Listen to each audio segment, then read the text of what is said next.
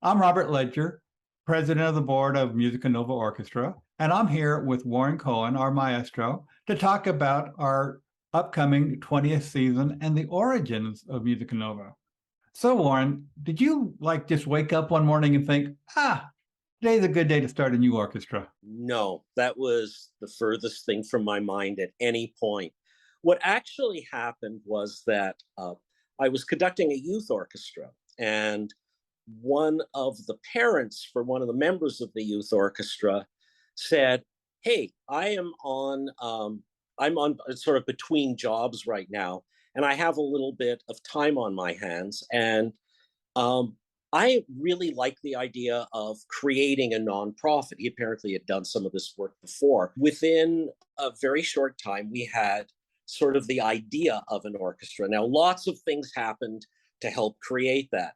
For one thing, we were in Scottsdale. At the time, there was a Scottsdale Symphony, and we didn't want to compete with them. So we decided we're going to try to set up something that would be a little bit different. In my years as a pianist, I had played an enormous amount of neglected music, of music that was unknown, and I played a fair amount of new music and stuff like that. So I was very familiar with the idea of working in music that was kind of non-standard.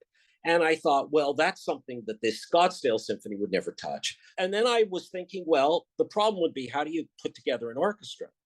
So I talked to Liz McKinnon, who was a music contractor, and I said, could you help me set up an orchestra? Because the other thing I knew was that Liz and I had talked previously, and we knew we were absolutely on the same page aesthetically. So I knew she would get me the right people. So she said, sure. And people were way too agreeable at this point for something so vast.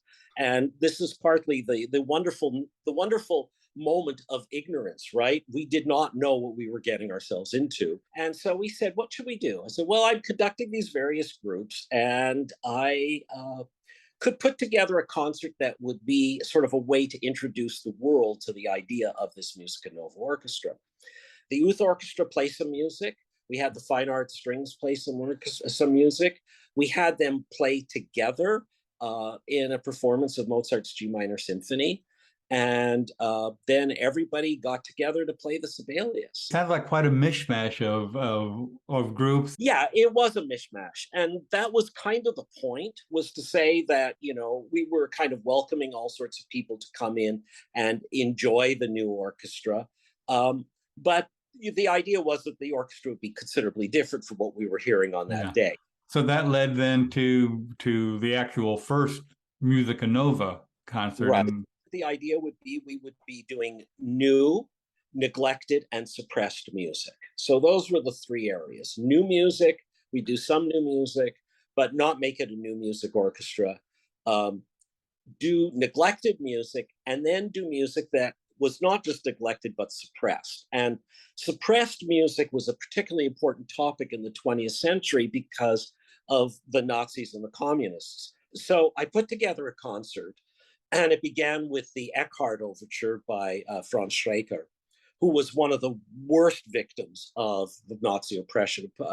Really a sad case in many ways. Even today, his music is only starting to become renowned again, but they managed to cut him off after he had been, next to Richard Strauss, the most performed opera composer in German repertoire of the 1920s. We did a bunch of other suppressed music, and we ended it with music from Korngold's opera Das Wunder der Heliana, which describes the ascent of the two main protagonists into heaven through the sheer power of love, which I thought was a fabulous way to try to start something, and to start something which was focused on hope. And it was an amazing journey because of the fact that at that point, we had a 3-concert season proposed, but we didn't really have the money to do it. But that concert sold out. And at the end of that concert, we had enough money to run the first season. When you go back and listen to that recording and you look at what we're doing now, how has the orchestra changed? Well, for one thing, when you start a new orchestra, you're always dealing with the issue of coherence, right? The initial players who are playing in it haven't played together as a group. 20 years on, we have a lot of players who played with, we have actually, I'd say about 10 to 12 who've played with us for the 20 years. We've had many who've played with us for at least 10 years. So so the orchestra now is a much more cohesive and coherent group because of all those years. Second of all, we've been able over the years to afford an orchestra, afford more players, afford better players. Over the years, you figure out who really is enthusiastic about this mission and about what we are doing. And those players play with more commitment and more energy.